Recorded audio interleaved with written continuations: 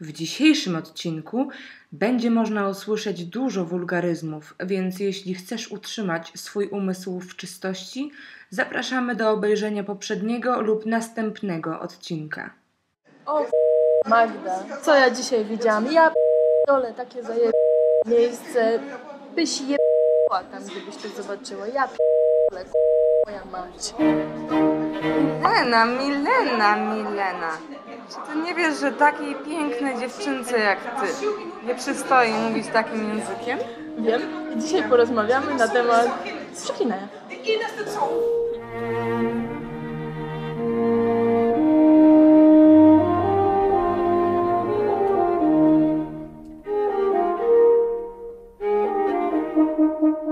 Ja na przykład lubię przeklinać. Od czasu do czasu sobie coś powiedzieć i wyrazić się w jakiś inny sposób, ale z drugiej strony, jeżeli słyszę właśnie przy stoliku obok przecinek na K, to nie wiem czemu, ale jakoś mi się ciepło nie robi. To jest właśnie ta odpowiedzialność za innych ludzi. Często po prostu jest nam wstyd, że ktoś z naszego kraju zachowuje się tak, a nie inaczej. I jeżeli my jesteśmy w jakimś środowisku, gdzie jesteśmy poważani, ktoś nas po prostu lubi, a nagle przychodzi jakiś Polak i zaczyna rzucać mięsem obok, przy stoliku obok, to troszeczkę jest głupio. Tak. Przynajmniej ja się czuję bardzo głupio, że akurat ktoś z mojego kraju reprezentuje go w inny sposób niż ja, a przynajmniej serwując takie przekleństwa. Tak, i przekleństwa, i jakaś taka agresja w stosunku do drugiego człowieka ma wpływ na świat, na końcową... Ale dokładnie. Bo jeżeli ktoś siebie z rana zdenerwuje, ja załóżmy zdenerwuję Magdę. Magda jest wściekła, idzie odegra się na pani kelnerce. Pani kelnerka weźmie to bardzo do siebie i odegra się na kliencie.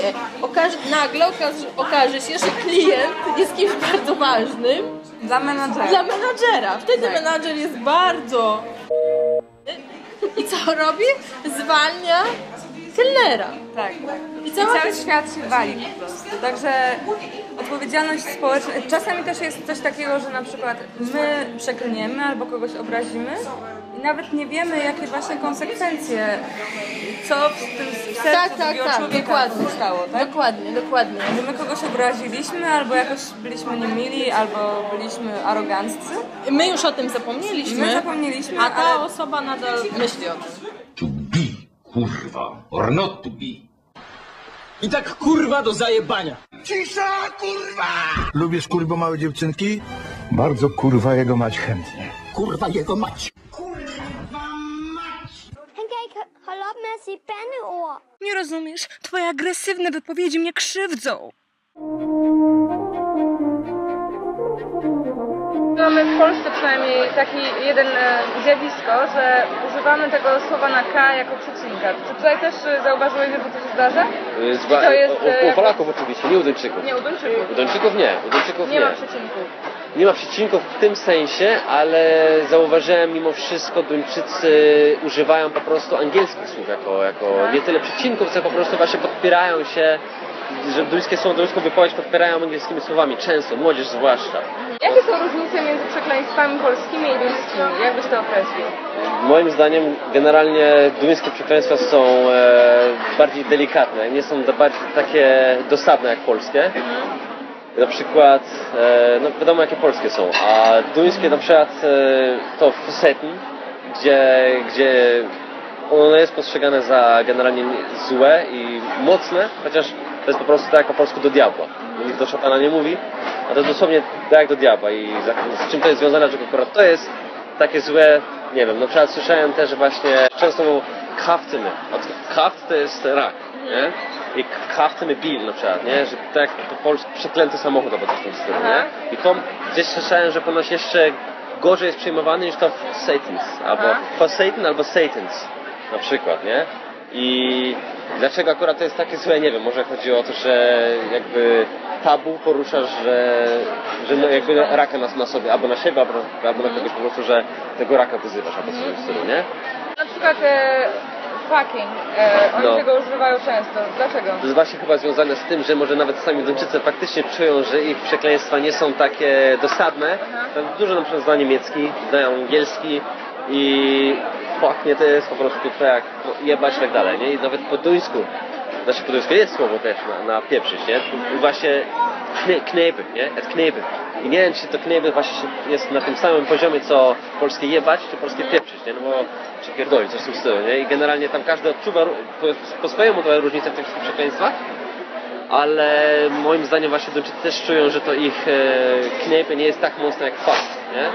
I z tego względu moim zdaniem właśnie oni często to używają. Poza tym poddani mają filmy angielskie, nie? Z duńskimi napisami, także oni słyszą to, nie? A przeklina się na angielskich filmach dość często, nie?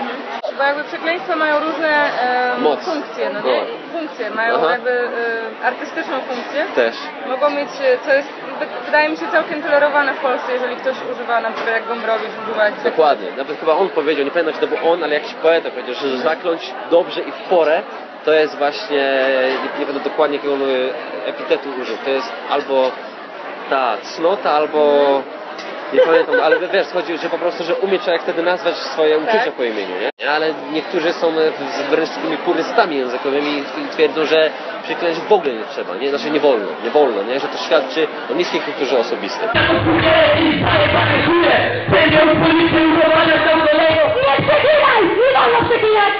Udowodnione zostało naukowo, nie? Że kiedy coś się stanie, przytrzacisz sobie palec, nie? Że kiedy zaczniesz kląć siarczyście, nie? To autentycznie mniejszy odczuwasz ból. Nie wiem jak to działa, ale tak jest, nie? Że mi się wydaje, że to jest ładunek emocjonalny, który jest związany z danymi słowami, który sprawia, że całe te emocje, to wszystko znajduje ujście. Generalnie i raczej w większości krajów właśnie kultury, tej dziedzictwa cywilizacji zachodniej, to raczej zwykłe czynności fizjonomiczne, nie? Są najczęściej jakby tematem tabu, o nich się nie mówi.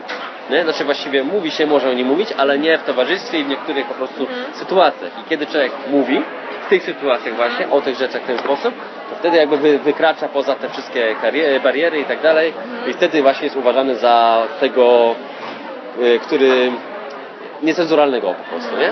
I właśnie na przykład pierdolić, nie? Dzisiaj się używa w sensie prokreacyjnym, prawda? Jeżeli o to chodzi. Ale pierdolić tak naprawdę to jest wzmocniona forma odpierdzieć tak naprawdę. To jest po prostu puszczać wiatry, nie? Po prostu. A pierdolić to jest, że o to chodzi na początku, że pierdolisz od rzeczy, że po prostu gadasz tak jakbyś pierdział, po prostu nie wiadomo o co chodzi, nie? Czyli po prostu, nie? Nieprzyjemne rzeczy.